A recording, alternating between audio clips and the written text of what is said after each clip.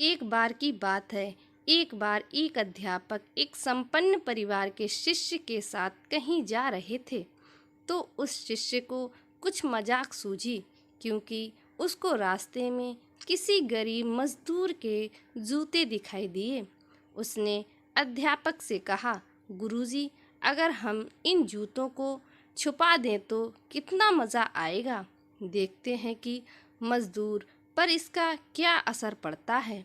अब उसको तो मजाक सूझ रहा था, लेकिन गुरुजी ने कहा कि नहीं, गरीब इंसान के साथ इस तरह का भद्दा मजाक करना ठीक नहीं है।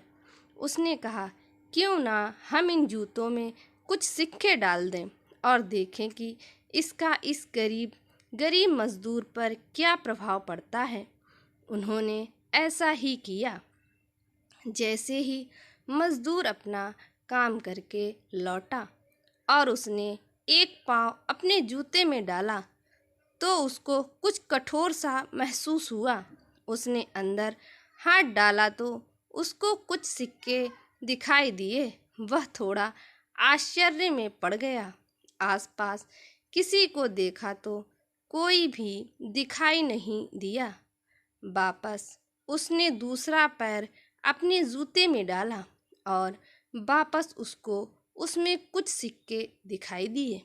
अब दोनों जूतों के सिक्कों को उसने अपने हाथों में रखा और प्रभु की तरफ इशारा किया।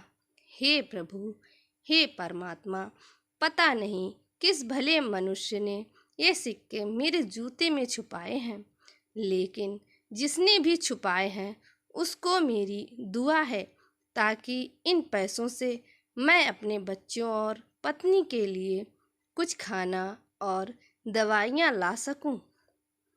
और इतना बोलकर वह चला गया। इस बात को शिष्य और अध्यापक दोनों सुन रहे थे। अब अध्यापक ने शिष्य से पूछा कि अब तुम मुझे बताओ कि तुम्हें कैसा महसूस हुआ, तुम्हारी पहले वाली मजाक या मेरा यह तरीका। तो उसने कहा कि गुरुजी, मैं आपसे क्षमा चाहता हूँ। अब मुझे समझ आ गया है कि सच्ची खुशी किस चीज़ में है।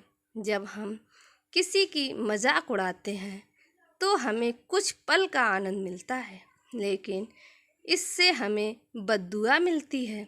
लेकिन अगर हम किसी की मुश्किल परिस्थिति में कुछ मदद करते हैं और जिसकी भी हम मदद करते हैं उसको भी नहीं पता कि हमने उसकी मदद की है, लेकिन अंदर ही अंदर हमें पता है कि हमने उस इंसान की मदद की है। यही सच्ची खुशी है। जब हम दूसरों को खुशी देते हैं तो हमें सच्ची खुशी मिलती है। इसी तरह खुशियाँ बांटते रहिए, लोगों की मदद करते रहिए और दान करते रहिए, जिसके भी आप काबिल हो।